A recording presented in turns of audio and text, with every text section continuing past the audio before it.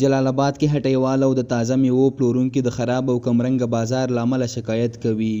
دا د جلال آباد ښار هغه سیمه ده چې د میوه‌جاتو په منډۍ مشهوره ده او له همدې ځایه د ښار اړوند سیمو ته تازه میوې رسیږي.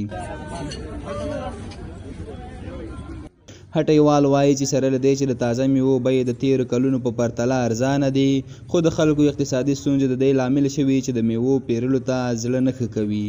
سربیره پر دې بهر ته د میوو د صادراتو لپاره لوړې مالیې او تعرفې سوداګرو ته لویې ستونزې جوړې کړې دي.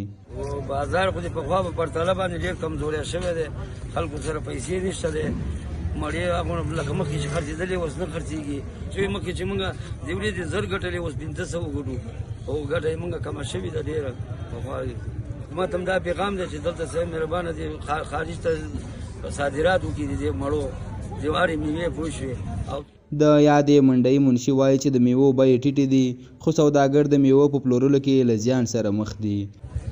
د تېر کال په پرتله باندې سږ کال بیا نرخونه دغه شانې خراب دي او ټیټ دي او علت یې دا دی چې باید زمونږ د دې نرخونه جګ شي چې د تجاران چې ډېر تاوانیان دي او خدمات شي. په دې اړه د اقتصاد پوهنځي استاد وجه الله امین وایي چې د بازار د خراب وضعیت اصلي لاملونه په سیمه ییزو او نړیوالو بازارونو کې د لاسرسي نشتون او د هیواد دننه د میوو د ساتنې لپاره د سړکونو کمبود دی. موږ سیمه ییزو او نړیوالو مارکیټونو ته لاسرسی نه لرو چې موږ هلته خپل صادرات ولرو.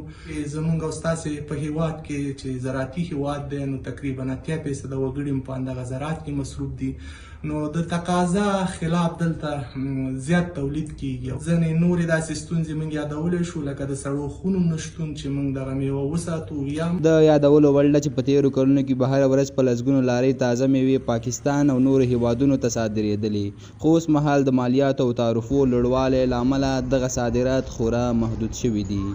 عرفان الله صافی، سیمه نیوز، جلال آباد.